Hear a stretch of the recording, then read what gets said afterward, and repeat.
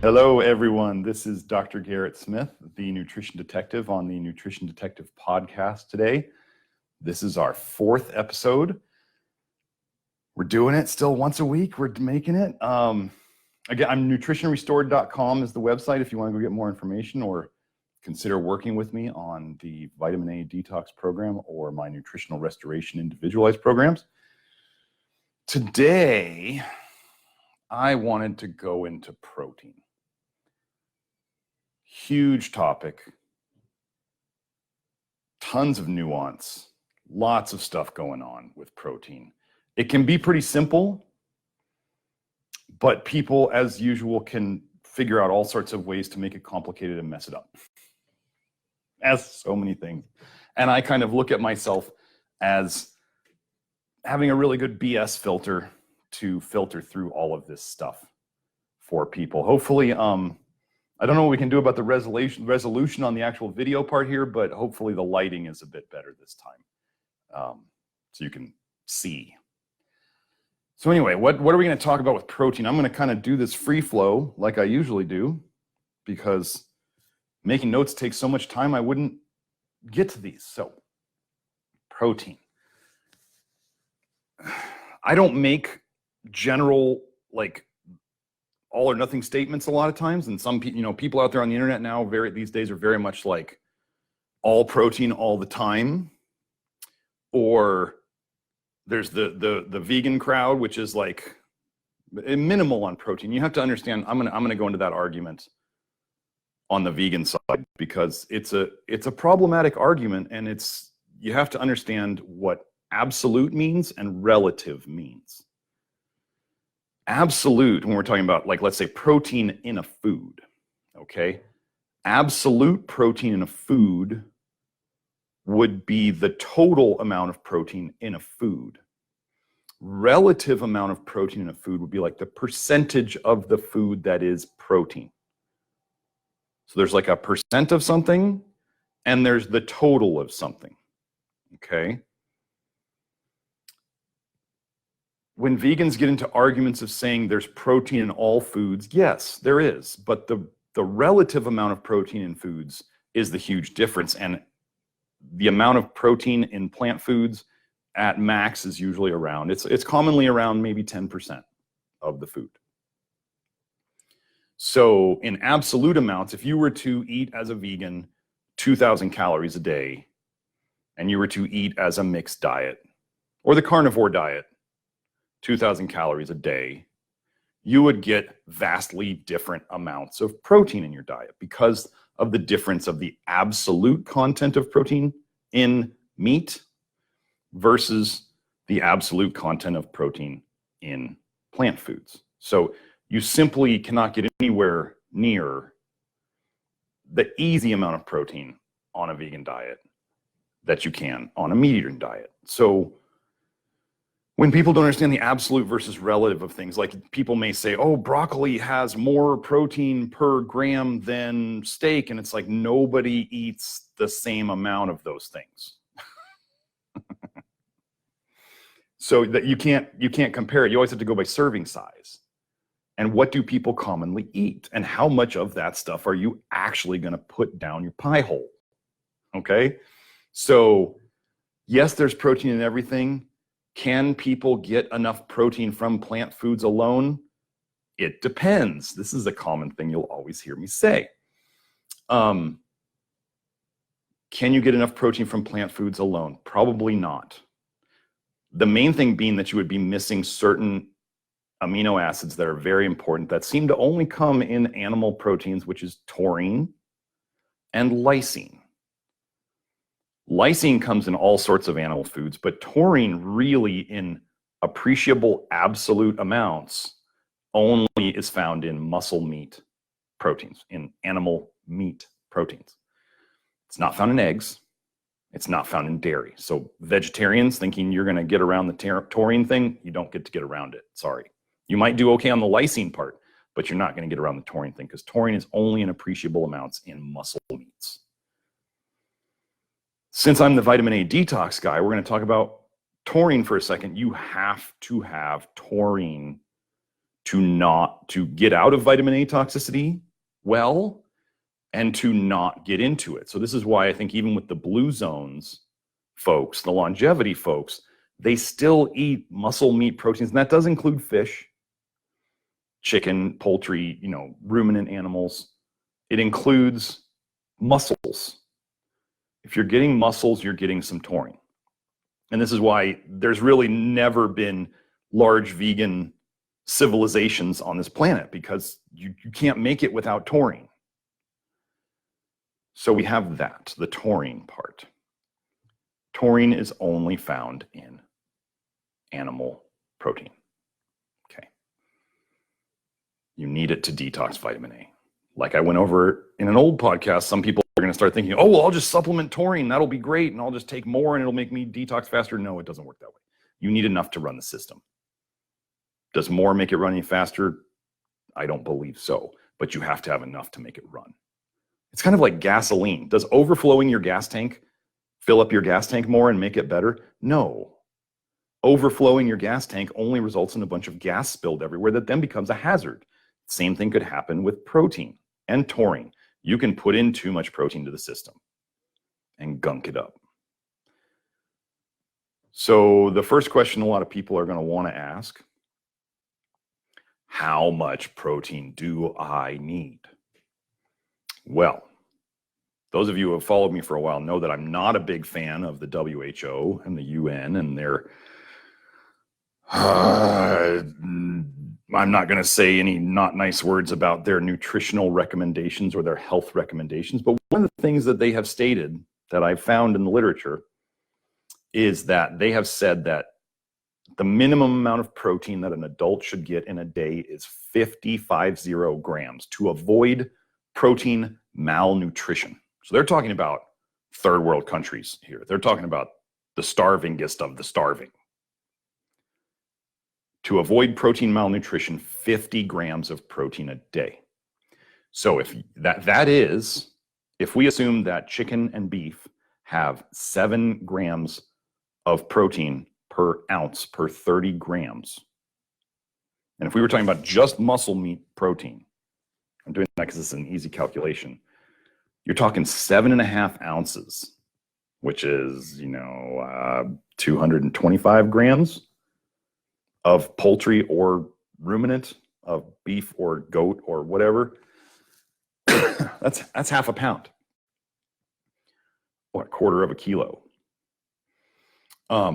That's a hefty amount. Some people are who do eat meat aren't even getting that in a day. And they wonder why they don't feel good. Yes, plant foods bring it in, but if you don't digest strongly, you're not going to be getting much from those plant foods. That's the problem with plant proteins. Plant proteins require a lot more digestion, a lot more chewing. Let me just give you guys a digestive tip here. If you have trouble with getting loose bowels from vegetables in general, and you've never been able to figure out what it is, what vegetable it is, what causes it, gosh, I got something in my throat all of a sudden. You can't figure out what it is? Chew your food more. Chew your food.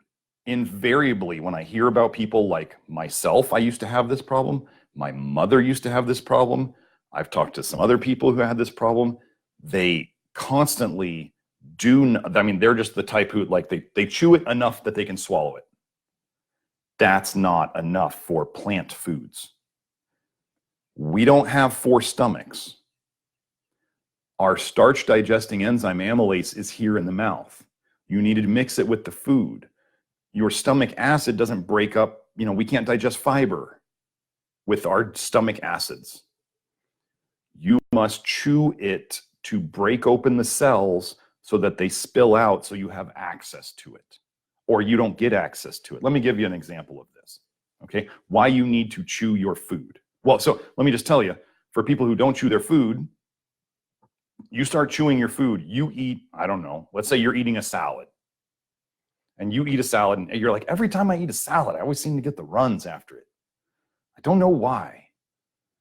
We're not into a vitamin A discussion right now about salad, but what I can tell you is you go and you chew every bite of that salad 20 to 30 times, And I bet there's a very good chance that you won't have loose bowels after that. Your guts don't like all those giant chunks of roughage coming through there. It's an irritant. It scrapes them up. They don't like it, so they get it out of there as fast as possible.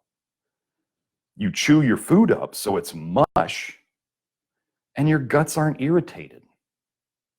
And then you don't get loose bowels. It's amazing, and people see this when they do it. And then when they stop doing it, they go back to the same gut problems. So I'm not saying that chewing your food is the cure to all diarrhea or loose bowels, but it can, if you know that you're a fast eater and you know that you don't chew your food enough and you have trouble with roughage, chew your food more, it might just fix it, okay? But that's what you got to do for plant protein. So here's my extreme example.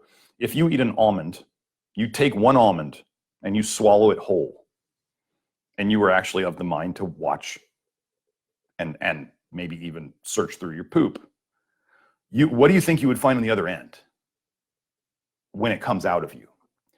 You're going to find a whole almond because you can't digest it. Do you see where I'm going with this? If you do not chew your plant foods well, this is true for cauliflower, this is true for anything. The reason we cook food, plant foods especially, is to break down. It helps to break down the plants so that they can be digested and broken open. Cooking breaks open plant cells. That's why that's why you can have a piece of broccoli that looks pretty dry and you start cooking it and all of a sudden it looks wet. You are breaking open the cells. You are pre-digesting some of those cells. So, chew your food. We have very strong jaws, and people start being like, my jaw gets tired. And I'm like, you got weak jaws because you don't chew your food enough. It's all happened to me. I figured this out because I had all of this going on. So plant protein must be chewed. You eat an almond and it goes through you whole. You don't get any nutrition out of it. You swallowed it, but just because it went down your pie hole doesn't mean you got anything out of it. Okay, this is what people talk about. They're like, oh, sustained release pills. They're starting to find them in septic tanks because the person's digestion wasn't strong enough to break down the sustained release. It's the same thing with fiber, except fiber, you can't digest it at all. So some of your bacteria can in your gut, but that doesn't tend to feel very good because the bacteria are fermenting the fiber and then you get all bloated and gassy. If you ever took resistant starch and you got all farty and bloated, that's what it was doing. You were digesting with the bacteria, and conventional wisdom likes to say that that's good for you. And I say fermentation inside your gut is a bad thing. That's bad. So, but we're not even on that topic today. We're talking about protein. But anyway, plant protein requires you to chew it. We have the very first line of our digestion, really, once you've swallowed it, is the stomach acid. And that is designed for animal protein. That is designed to protect you from food poisoning. And it is designed to break down animal protein. And it's also acidic to help you absorb a lot of the alkaline minerals. That's how those things interact. So a lack of stomach acid can cause you all sorts of problems. I'm not getting into betaine and all that stuff today. That's not what we're here for. So back to protein. 50 grams a day of protein is what the WHO recommends to avoid protein malnutrition. So that is my absolute bottom. That is the bottom of my recommendations. The low end. Let me make sure my camera is down as much as it can be. There we go. 50 grams minimum. People say, well, does that mean animal protein or does that mean vegetable protein? I'm going to say that to make sure that people are getting enough animal protein in a day, I'm going to say that that's 50 grams from animal protein. And when I say animal protein, I tend to mean muscle meat protein. Eggs are okay. On the vitamin A detox, we're not doing yolks. Why are egg yolks yellow? Because they're full of lutein and vitamin A. I don't like egg whites personally that much by themselves, so I don't eat them. So I just don't eat eggs. And people will say dairy. Well, if you know anything about the vitamin A detox, there's not much dairy going on in a vitamin A detox. On the blog, I have a whole article called, it's about why dairy is a perfect storm of vitamin A problems. Dairy has just about every single angle of vitamin A problems thoroughly covered. So You want to get off, you want to detox vitamin A, you are not eating dairy. So there goes those protein categories. 50 grams minimum. I've been seeing some people who are improving their results while they're on the vitamin A detox by increasing their animal protein more than that. You know what? I noticed I just said 50 grams minimum. Did people say, well, can I have more than that? I'm like, sure, of course. That's why it's called minimum. That's why words have definitions. It means the minimum. So we get into a better amount I've found to shoot for total protein in a day would be, now you guys have to put your thinking caps on for this because I'm not writing down equations here. You would figure out your body weight in kilograms. So you have a woman, she weighs, let's say, or somebody weighs 60 kilograms. So you figured out, you knew, okay, I weigh this, they're talking about a woman here, 132 pounds. And they put it on Google. If you put it on, on the Google search engine, you put in 132 pounds in kilograms or equals kilograms, and it'll spit out the number for you. So 132 pounds is 60 kilograms. So the person weighs 60 kilograms. What I'm saying is to change that 60 kilograms number into grams. So minimum 1 gram of protein per kilogram of body weight. Does it have to be all muscle meat? No. But it'd be good if a lot of it was. Probably more than the 50 grams that we just said was the minimum.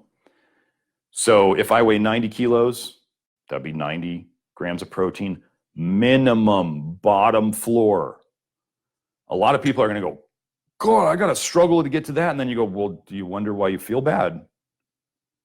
You're not. A lot of people these days are not eating enough, and they're definitely under proteining. That's a new verb. Under proteining. There's under pooping, there's under proteining, there's under calorying. So we got under protein. That's a big thing. So those are the two kind of minimums. There's the absolute minimum, 50 grams. The next level up, better, especially if somebody's vitamin A detoxing, would be your body weight in kilograms, that number in grams of protein per day. I'm not going to go over it any more than that. If you have trouble understanding that, you might need to get somebody to translate it for you, but it shouldn't be that hard. So those are the amounts of protein. I want to talk about, because everybody always brings up protein powders. Especially people in the alternative community. They're like, what can I eat for protein powders? What can I eat? What can I eat for protein powders? I don't eat processed foods, but what can I take for protein powders? Do you see where I'm going with this?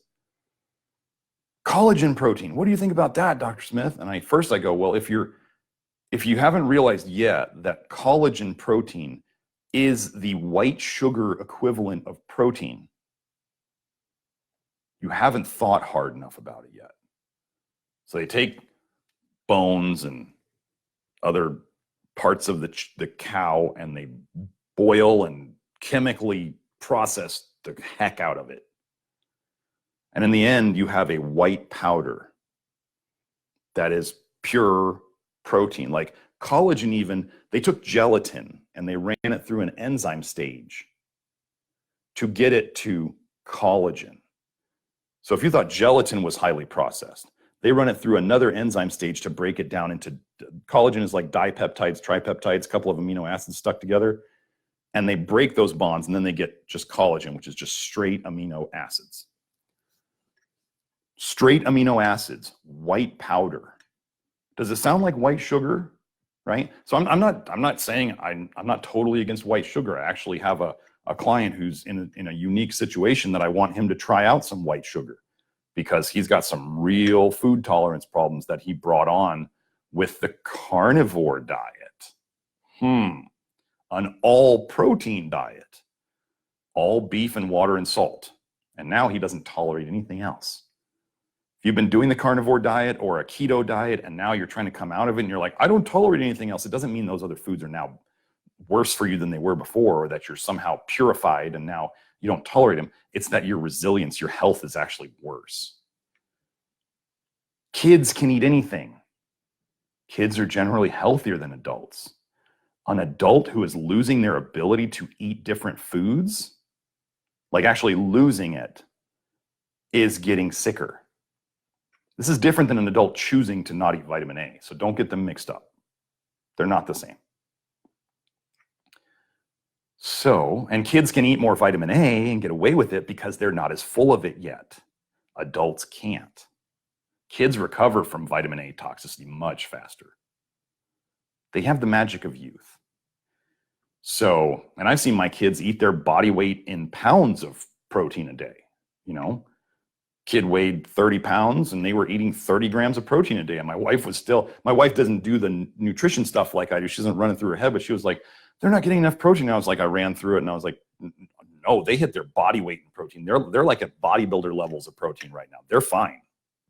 Not a problem. Protein is not their problem. So yeah, Leah, you commented you may not be eating enough protein per day. This is common. Now, there's two phases here. There's the I'm trying to detox vitamin A phase, where you need protein to make retinol binding protein, and you need taurine to make retinol binding protein, and you need zinc to make retinol binding protein. And all these things just happen to come from meat.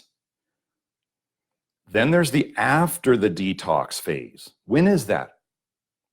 Different for everybody. And I'm not going to give an answer on that. It could be up to 2 years for some people who are the worst. People need more protein during the detox phase. Just like they have to be tighter on avoiding vitamin A during their detox phase. When they're done, when we start thinking about blue zones people who are eating muscle meat protein, like probably less than a pound a week of muscle meat protein, and yet they're living to be over 100. When you look at their diets, not only have they not been exposed to glyphosate, and all their fruits and vegetables are pretty much organic and grown in gardens around people that they know, but they're not doing pharmaceutical medications. They're not doing vaccines. They're not doing all these other things that Westerners are doing that are causing the problems and laying the foundation. And then we get vitamin A toxic on top of it. And so we have to do different things to get out of it. Once you're out of it, you can do other things. Getting out of it is different. Fixing an injury is different than preventing an injury. This is the thing people have to understand. They want it to be like, if I go on a vitamin A detox and I'm going to eat all this protein, I'm going to do it for life. You could. It doesn't seem that, so vitamin A toxicity will definitely lower your longevity. We're seeing it in this country and in the world, worldwide, and we see infertility rates and all this other stuff going up. It's all related. Once you're there, longevity is not a ton of protein because you don't need as much. Everybody who's doing the vitamin A detox, who is as far as along as I am, is saying they don't need as much of these preventative things because they're out of the woods mainly. They're not still in the woods.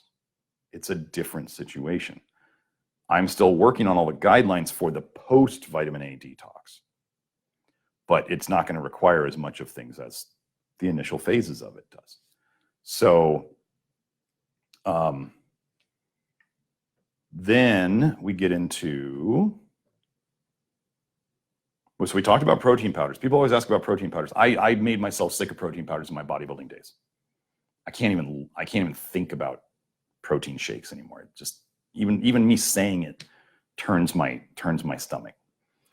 Whey protein has vitamin A in it. It's in the literature. Casein protein, casein has vitamin A in it. It's in the literature. People say, but vitamin A is fat soluble. How is it in whey and casein? I don't know. It's in the literature.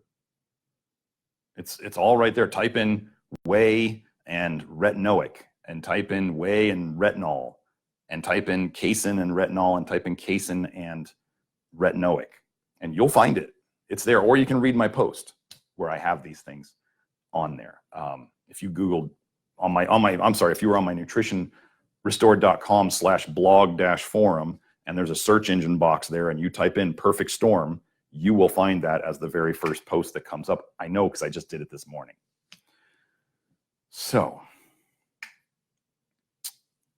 protein powders, they are processed food.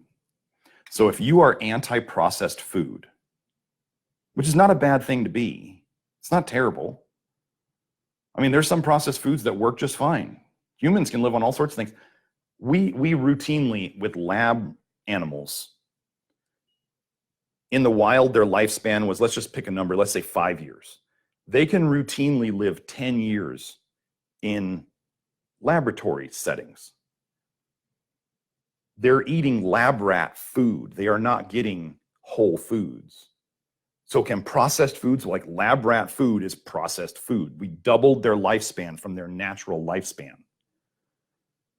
You can live on processed foods. Is it optimal, or are there things about foods that we can do away with that might make them better? Sure. Do I think that most protein powders are moving in that direction? Probably not. One of the things about protein and muscle meat protein that we get from it is zinc. You make collagen powder and there's no zinc left in there. So all of a sudden you just took away one very protective thing. What else on protein? What else do I want to go over? I went over amounts. I went over protein powders. Like, what do I do? People say, well, what do I do during the middle of the day when I need some protein? What do? I have a beef stick, or I might have some sunflower seeds, or something like real food. I just find the real food to be an easier thing because I'm not going to make these shakes. I think it's here's one thing you can look at. America's health has not magically turned around since we've introduced all these protein powders. It's like vitamin D supplementation. Has it turned America's health around? No. Protein powders, has it turned America's health around? No. All these things that we're introducing that are better living through chemistry, they're not helping us live longer. So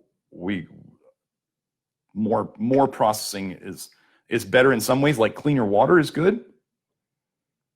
You know, I'm not going to go and drink puddle water just because it's natural. There's things that we do to process things that make them better, and there's things that we do to process things that make them worse.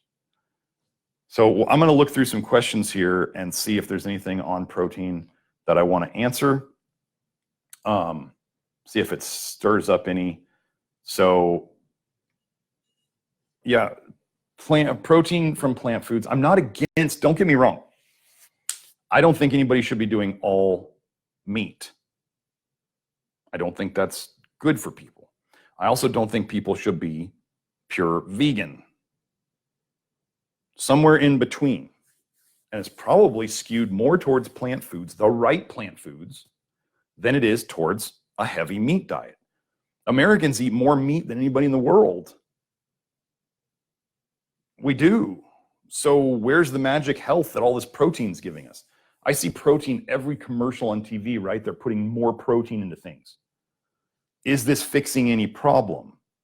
No. Has the world changed since Greek yogurt became such a fad? No. But they took out all the fat, and it doesn't work that way. More is not better. The Goldilocks effect. Not too hot, not too cold. We want it just right. Not too much protein, not too little protein. We want it just right. Might protein, this is the things about working with me is what phase of it are you in? That's my job, is to help you move through that. That's what I do. It's my job to know these things. And I don't just put too many general recommendations out on the internet because of that, because it's all nuanced and it depends on where people are at. And you know what everybody wants to do? Everybody who's a beginner wants to think they should just do what the experts do. It's like guys, when they're teenagers, they read the bodybuilding magazines and they're like, I want to do the bodybuilder, the pro bodybuilder workout because that'll give me arms like him. And it's like, no. You don't take the final college class when you're a first grader. You have to earn the knowledge and the background to get there. You have to do the work. This is the big thing. Everybody wants to skip the work. Everybody wants, for the vitamin A thing, they want there to be a magic detox thing. They want their diet, the way they like to eat, to work for it. And it's not gonna. They want to skip the work. When I tell people the vitamin A detox is minimum 6 months, up to 2 years, this is based on the literature and based on what we've seen, that's what it is. That's the work. The work is 6 months to 2 years of consistent work. It's not a week-long cleanse. It's not a weekend detox. It's not just fasting for a couple days. This is the real work to undo typically decades of damage, decades of accumulating this stuff, decades of your body having so much vitamin A coming in that it can't let go of it because it can't deal with it. So the work is the work. There are no shortcuts that we know of yet. So I think nobody else put up any more questions. So do I eat different sources of protein myself? Yeah, I have meat in there. I have beef in there. I have chicken in there. I don't do fish anymore because fish is just polluted. Type in cocaine and fish, and type in mercury and fish, and type in cadmium and fish, and type in benzodiazepines and fish, type in rocket fuel and fish.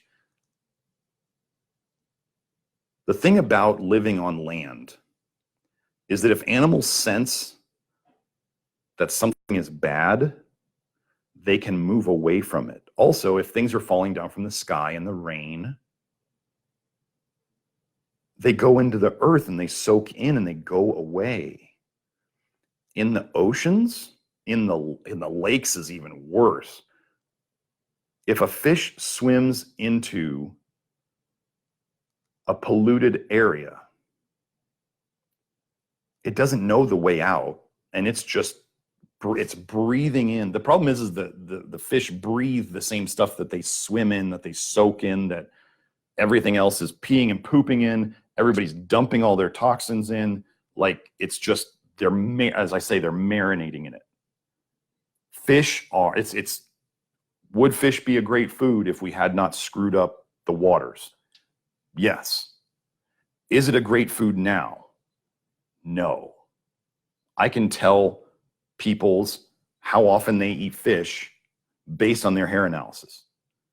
And the mercury and the cadmium go right along with how often people eat fish. And I have a very good amount that I can guess within. I can usually guess within one time of how often they eat fish a week based on their hair analysis. There's mercury in all the fish. The best you can do is get less mercury instead of more. I just had a guy, he said, I only eat fish like once a week. And I was looking at his hair test and I was like, your hair test is crazy high on mercury. And I asked him, I said, did you go on any trips where you might have eaten a lot of seafood in a short period of time? And he's like, oh yeah, I went to Japan and ate a lot of sushi. Well, there you go. So we figured out, this is why I'm the nutrition detective. We just figure out where it came from. And I told him, I said, your mercury on a hair test is completely related to how much fish and shellfish you eat. Completely related. Goes hand in hand.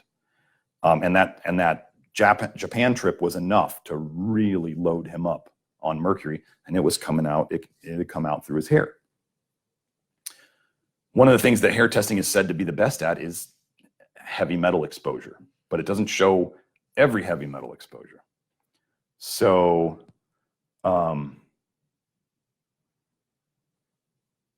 yeah, Mary, you were saying large pieces of plant foods shut down my digestive system. Some people, when we're fixing things, situations are different. When we get the digestive system stronger, things that used to be problems aren't. And as people feel better, sometimes they start noticing that things that didn't really bother them before, they're like, yeah, I just don't feel as good when I eat that.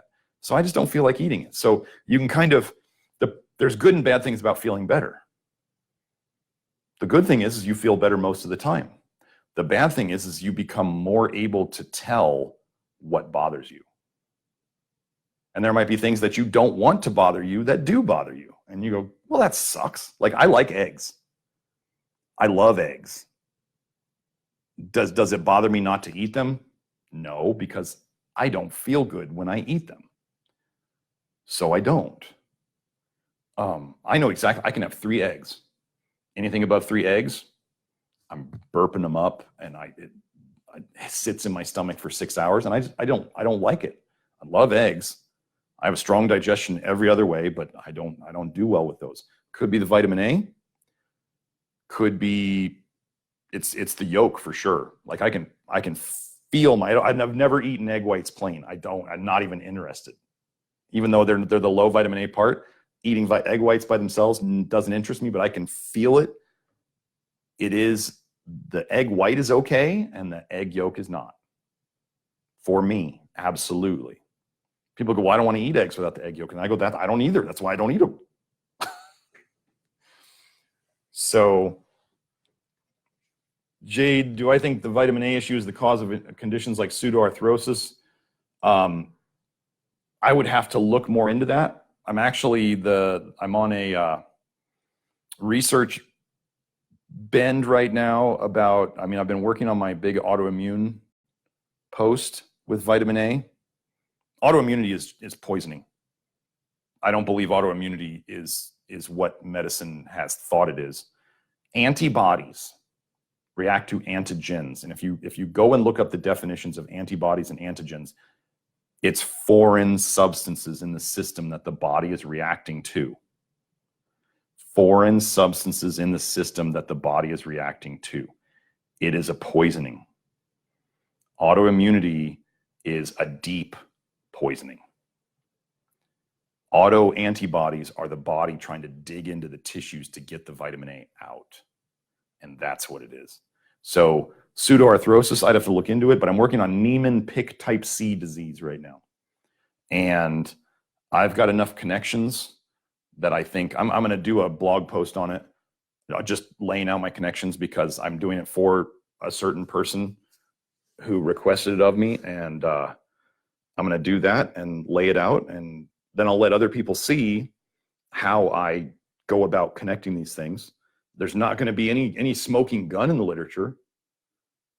But that's why I'm the nutrition detective, is because I put the clues together and I can show people a good path towards what the cause is.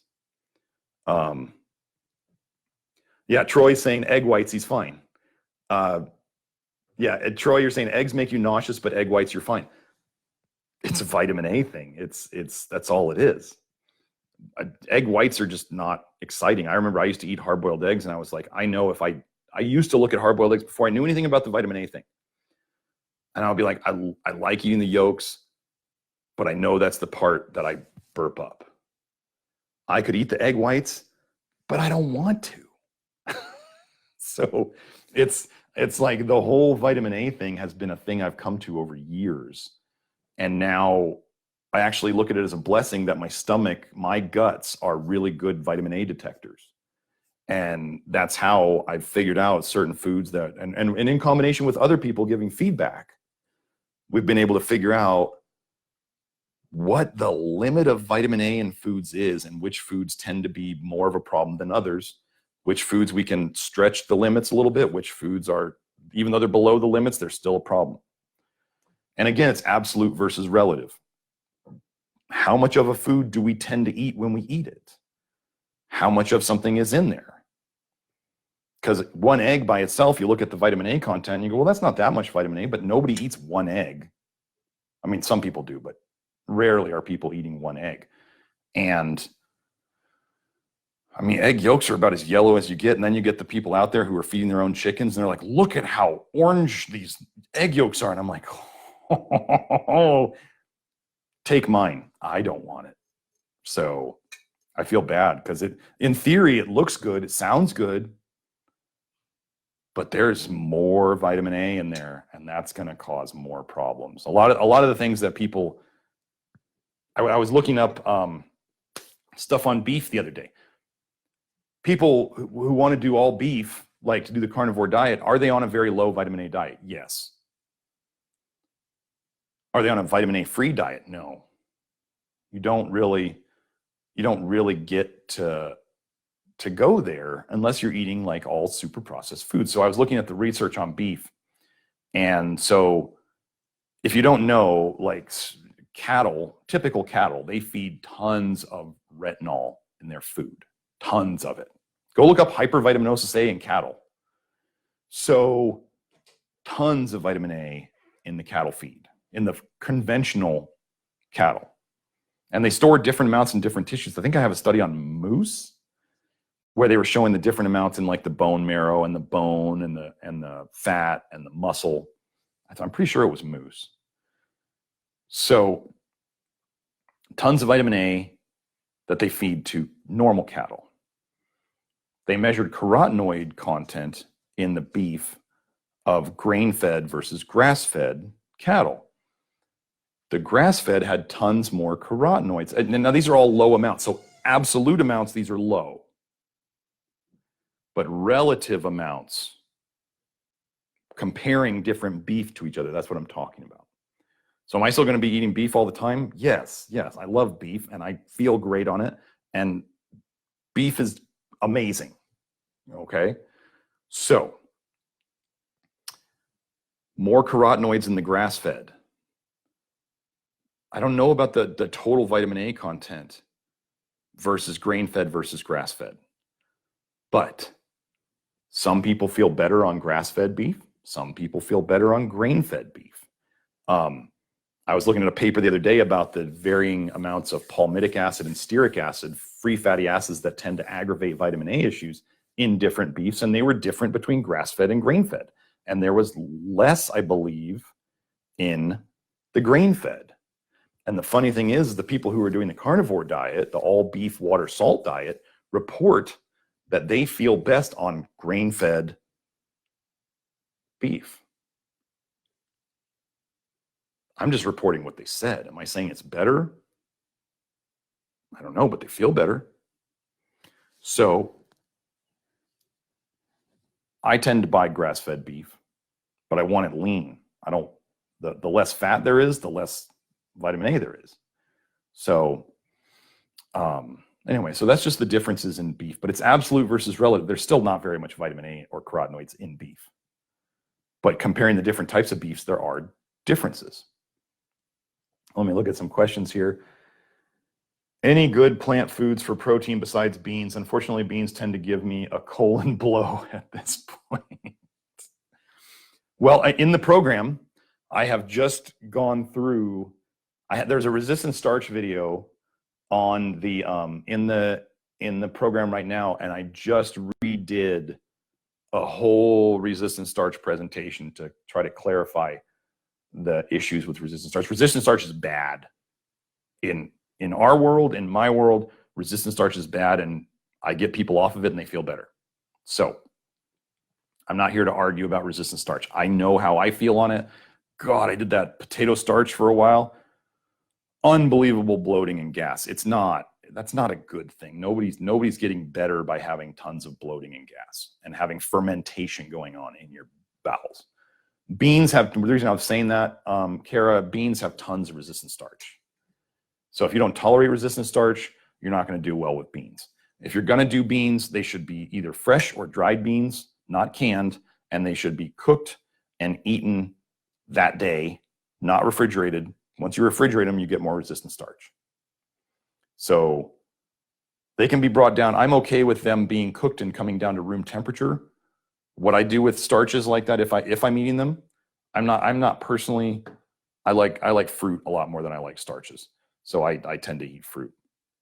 But anyway, if I was going to make a large batch of starches, beans, grains, starchy vegetables, whatever, I would not put them in the fridge after I was done cooking them. I would eat them generally by the end of that day. And I would, if I put them in the fridge and I turned them into resistant starch and I didn't feel good when I ate it, I would know exactly why. Yeah, I might still do it, but I'll know why I don't feel good. Most people don't understand why they don't feel good on leftovers. It's the resistant starch.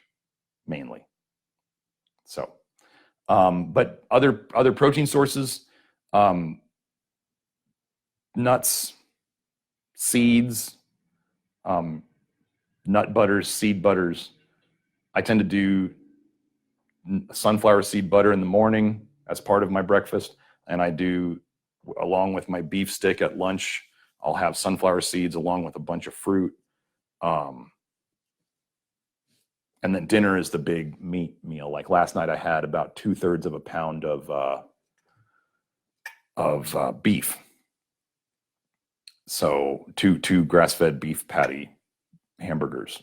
And so 2/3 of a pound, right? We're at 2/3, 16 ounces is a pound. 2/3 of that would be 10 ounces. An ounce is 7 grams, like I said earlier. So I'm already just at my dinner, I'm at 70 grams of protein from muscle meat. Add to that the beef stick I had at lunch. Add to that the sunflower seed butter at breakfast, the sunflower seeds at lunch, and anything else I ate that day. I don't have it all recalled. So you want to get, enough protein. But you don't, more is not better. Goldilocks effect. Never forget the Goldilocks effect. Whenever you see somebody, one person saying this is the greatest thing since sliced bread, another person saying will kill you, the answer is in the Goldilocks effect. Not too little, not too much. We're after just right. So, Troy, you're saying Nicolay's head is exploding somewhere. Yes, probably his guts are exploding too. I don't know how much I believe the people on his blog where they're just like, I have no problem with resistant starch. And I'm like, I don't believe you one bit. I don't. I'm sorry. Which doesn't matter. It doesn't matter whether I believe him or not. Daniela, you were saying, yeah, you had insane gas on potato starch. Resistant starch is fermentation gas madness in your guts. And there is research showing in humans that markers of colon cancer went up with more people taking more resistant starch. And the resistant starch people are like, oh, well, this is probably just a bad, poorly designed study and whatever. And I'm like, well, they actually had bigger tumors in rats as they gave them more resistant starch. So, I mean, how does anybody who goes along in the paleo world think that, like, to eat an unripe food, which tastes disgusting, or that you have to cook something and put it in the refrigerator is anything like natural eating for humans? Even animals don't eat unripe fruit. They wait for it to ripen because nature told them to. I read Nicolay's article the other day on resistant starches. I was doing some research for the piece, and he was talking about eating like unripe plantains and unripe bananas, and he was just like so nonplussed. He was like, I'll do it, but I don't really enjoy it. And I was like, this is a horrible way to live. A ripe banana is an amazing food. Enjoy it. Don't eat it green and just make yourself suffer so you can fart. So, Abby, I don't know what your question is regarding. You asked, can you freeze them like a big batch of stew or something? Can you clarify what you mean by that? But yeah, so we kind of got into carbohydrates today too, because you can't really separate macronutrients out from anything. It was like why I got into nutrition was because I was into weightlifting and bodybuilding stuff. And if you're into weightlifting and bodybuilding stuff long enough, once you get beyond the exercise, you're into nutrition. And then once you're into exercise and nutrition, then you make the jump to medicine because everybody's not healthy. And that's how I got there. Oh, sorry, the beans and potatoes that became resistant starch. So no, once you have cooked it, you break up the starch in such a way that then when you cool it, it forms resistant starch. Some foods come with more to begin with. Anything you read about that's like inulin and probiotics and fructooligosaccharides is resistant starch. If this basically, somebody out there is going to say, well, it's not exactly the same. And I'm going to say, yeah, it's not exactly the same. It does the same stuff. they all make people, when people actually are honest with themselves, it all makes people feel awful. So once you cook and cool something, you make resistant starch. When you're talking about starches, how much something will make resistant starch is dependent upon the starch you start with. So cooking a stew and then freezing it, if it had beans or potatoes in it, yeah, it's going to make resistant starch. That's how you make it. That's how you can make a food have more. Like beans start with a lot. How you prepare them can make more or less. So, and what resistant starch does is it increases the conversion of retinol esters to retinoic acid in your guts, and that's why it causes so many gut problems. It increases your suffering. It doesn't come with vitamin A, but it increases your suffering. I go much more into detail on resistant starch on the program. So, and I'll go in even more in the new video. For those of you who are watching who haven't seen my resistant starch video, I would go and check the program again, because I've done multiple videos, detox pathways, resistant starch. I've done quite a bit of stuff, and it's for those of you who are out there doing vitamin A detox on your own and wondering why things aren't going as well. What I constantly hear from people who pay the $40 for the detox program is they're like, oh my gosh, I was doing all these things wrong and I fixed that and now I feel better, like immediately. I'm good at taking a good idea that Grant came up with, which was the vitamin A toxicity, the chronic vitamin A toxicity happening all over the place, and making it better. That's what I do. I take things that are good ideas and I make them better. That's what I'm good at. I would have never had the idea that Grant did, that vitamin A was toxic. I never thought up vitamin D supplements were toxic. I got those from other people, and I took it and I do what I do, which is I make things better. I'm not the original idea guy. I always said I'd be like the vice president. I'd be like the guy behind the president, the big alpha. I'd be like the guy behind him with like I'd be the idea guy. That's what I do. So, so Jade, you were asking, 2 months into the program, results are amazing. Constipation is gone. Hair is shiny and not dull anymore. No more back pain, no more liver pain. Skin is smoother and so much more. It's very promising. I'd say, yeah, you're doing great for 2 months. That's awesome. I mean, that's what we're after. And that's for those of you who can scroll through here, read that comment or listen to that testimonial that I just read again. That is what vitamin A toxicity is doing to people. All of those things. This is the epidemic of our time. We have all been poisoned. And how you got there, you might be like, well, I don't eat much vitamin A. I never took it as a supplement. I never did this. Glyphosate stops the breakdown of vitamin A, so it builds up. Antibiotics stop the breakdown of vitamin A, so it builds up. Birth control pills stop the breakdown of vitamin A, so it builds up. All these things together can cause you to have vitamin A toxicity, even though you don't put that much in the system. Because if you always kept the drain plugged on your bathtub and you only put in water once in a while, or you only dripped water into the bathtub, your bathtub will eventually fill up.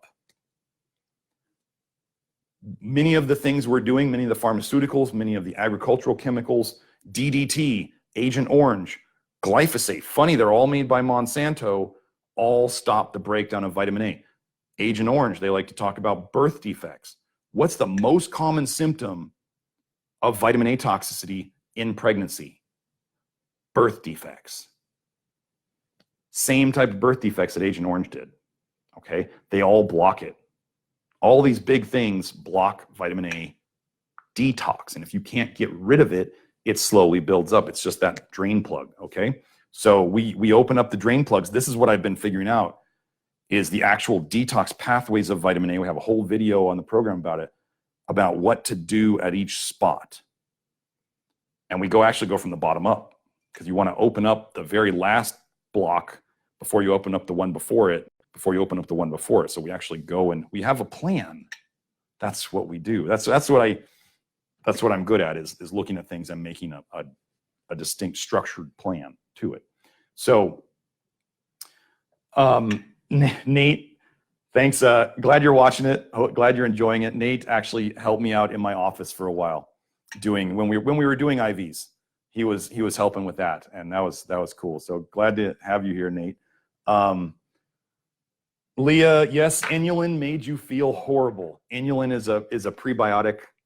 It's all. You do not want to go trying to feed bacteria prebiotics. It's a bad idea. It's going to end badly. You want to eat the right things. Now, I want you to think about this. I'm going all over the place today. I don't mind. Retinoic acid. Retinoic acid is a chemical peel. I have a medical article that says retinoic acid is used as a chemical peel to induce controlled wounds to the skin. So what they're trying to say is they're only trying to melt some of your face. They don't want to melt too much. They have a controlled wound. They are only trying to melt some of your face. Okay, that's what they're saying. That's what they do.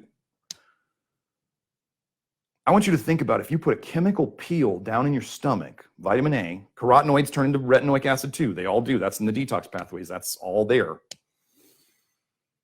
Do you think that a chemical peel could hurt your biome, your gut biome, could dissolve bacteria outright? I mean, if it can dissolve your face skin, it can dissolve bacteria.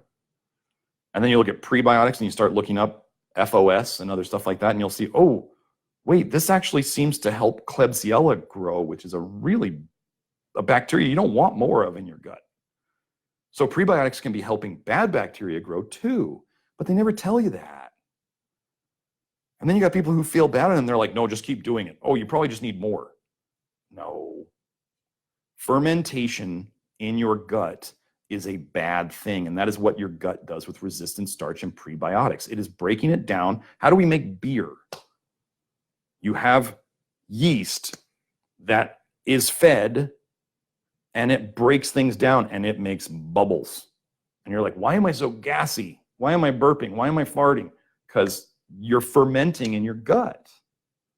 Okay? That's how it happens. It's like, this is how babies is made. Well, this is how gas is made. So, yeah, Abby, it's look, I know the resistant starch thing, people say the resistant starch thing sucks, having to eat it that day and having to make it again the next day. I know I'm not God, I didn't make nature. I'm just trying to solve the problems of people. So this is like one of the things, the resistant starch thing. People watch the video and they're like, oh my God, I've been eating like cold rice every day. And you're saying I shouldn't do that or it's going to make me feel worse. And I've been feeling like I'm doing the vitamin A detox really well and I feel like crap.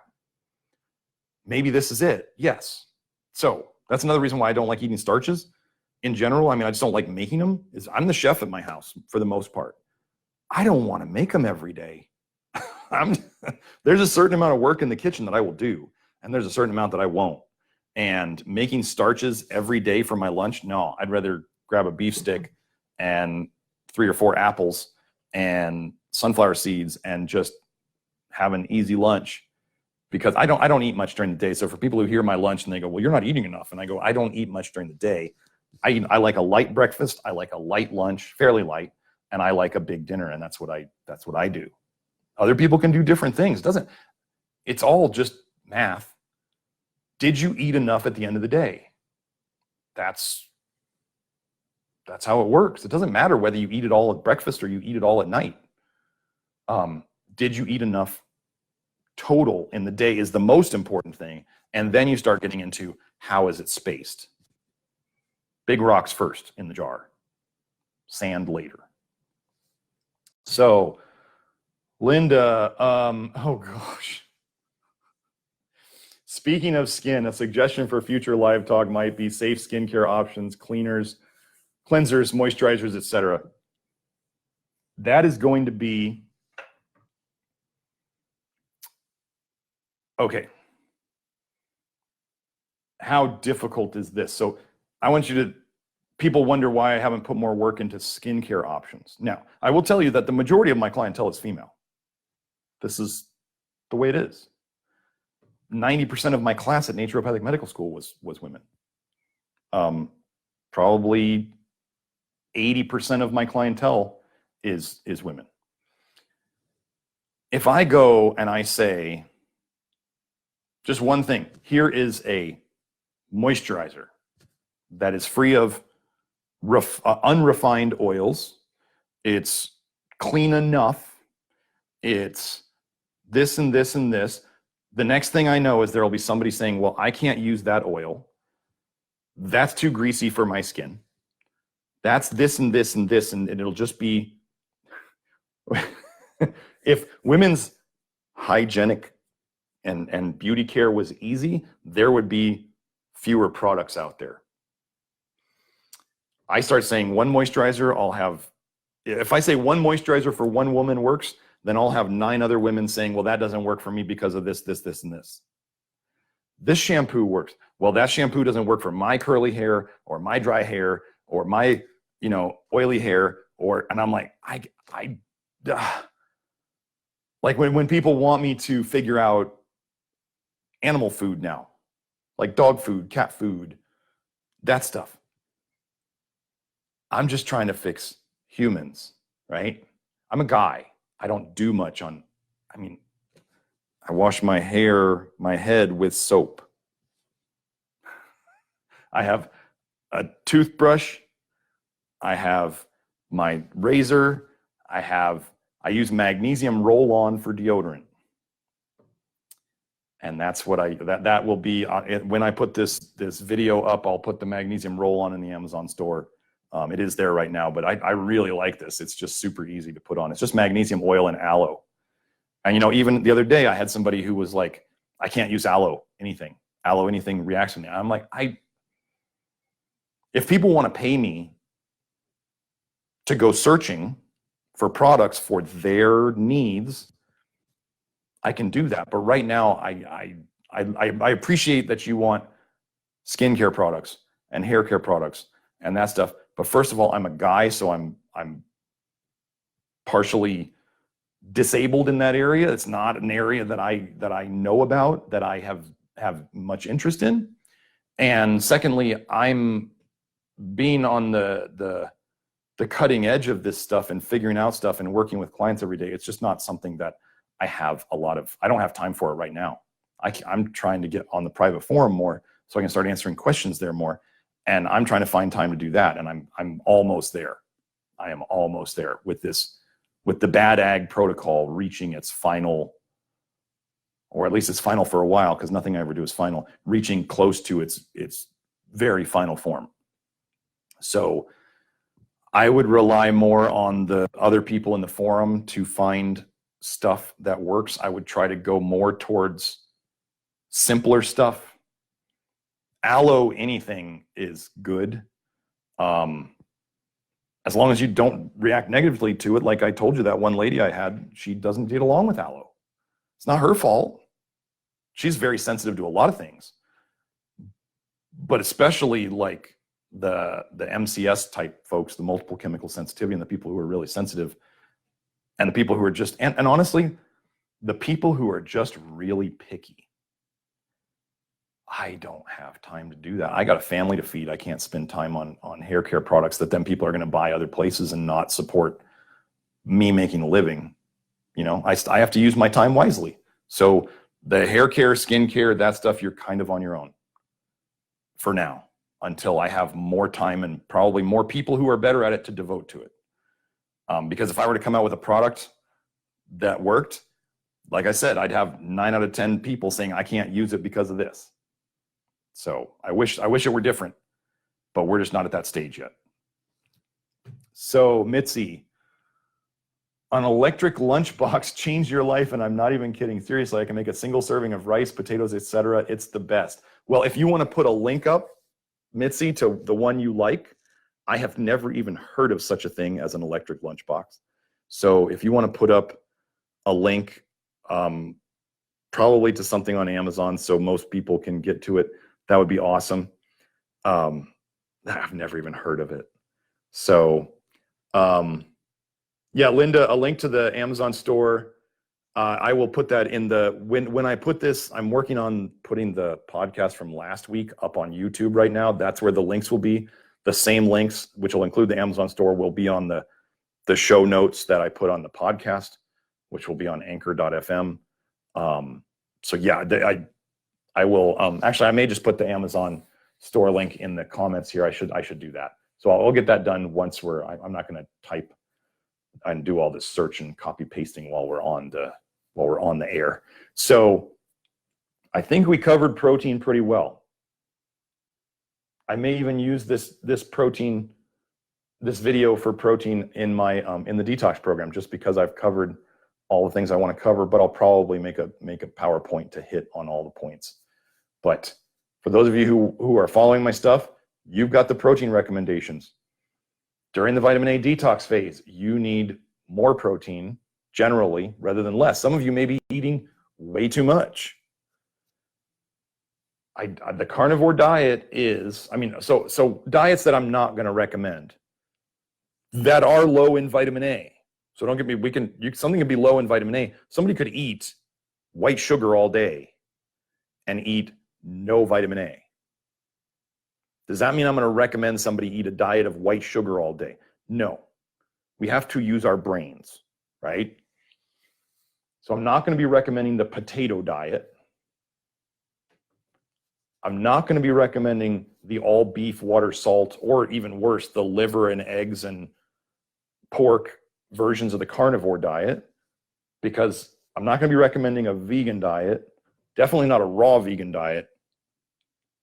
These diets are horribly imbalanced, and I think they're deficient. Like the meat stuff, all meat is missing certain nutrients like glucaric acid that are provided in plant foods.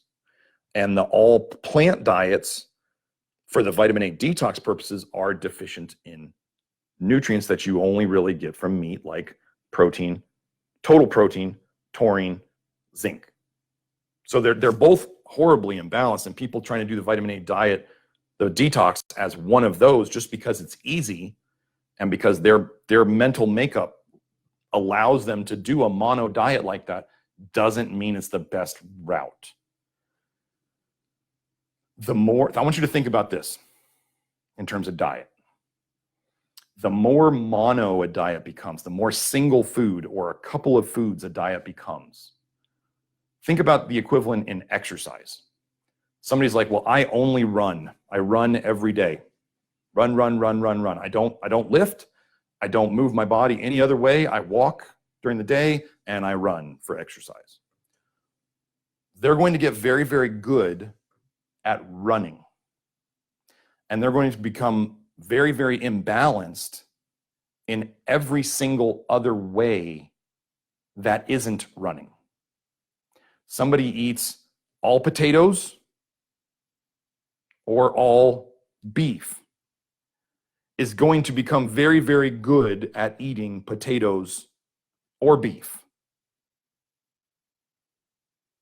They're going to get very, very bad at everything else. Now, I want to relate this to something because there's research out there. I think it was Japanese research where they put people on some of you have done a rotation diet for food allergies. They put people on a rotation diet for food allergies based on blood tests. So, they're going to have them avoid the things that came up on the blood test. You want to know what happened at the end of the study? They were actually getting more foods that they were allergic to. They were becoming worse. If you hurt your ankle, once your ankle is better or well enough, you need to start moving it and exercising it to get it back to where it was. Or else, if you say, well, I hurt my ankle, so now I'm not going to run, I'm not going to jump, I'm not going to balance on one leg, I'm not going to do anything to my ankle because I don't want to hurt it again. Your ankle is now worse than it was before, because that's what happens after injuries, and it's going to get worse in the future because you're doing even less. Same things that happen in exercise happen in nutrition. You avoid things, and you're going to get worse with them. Now, people will say, well, but doesn't that go for vitamin A too? Okay, I want you to think about this. Do you need to, if vitamin A is a poison, and mercury is a poison, and cadmium is a poison, and arsenic is a poison, oh, just so you know, they give arsenic trioxide and retinoic acid, vitamin A, as a combination chemotherapy. Chemotherapy, look it up, retinoic acid and arsenic trioxide. Who has ever said chemotherapy is good for you? So if something's a poison, if something is an outright poison, do you need any of it? Do you need any mercury? Do you need any arsenic? Do you need any cadmium? Oh, wait, there's research showing that cadmium and vitamin A are synergistically toxic. So we give arsenic and vitamin A as chemo, and cadmium and vitamin A are synergistically toxic. You ever heard of birds of a feather flock together? If cadmium's a poison and arsenic's a poison, doesn't that mean vitamin A kind of by association is a poison? Chemotherapy is by definition poison. Chemical therapy, hoping that the cells you don't want die before the cells you want to keep. Bad stuff. So, yeah, Linda, I'll get that link up.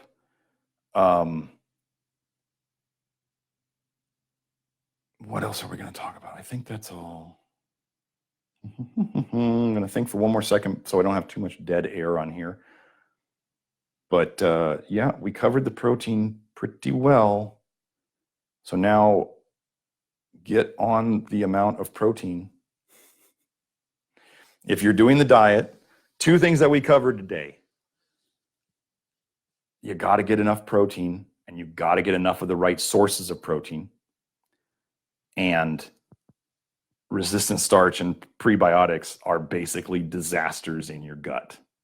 And they lead to problems, not any solutions. I have never read anyone on the internet saying, I have my resistant starch and all of my gut problems went away. They might have had a short-term honeymoon effect, but long-term it didn't work. And then people wonder if they're just not getting enough, and they're just not getting enough, and I'll just add more and more and more. Not the solution. Nope.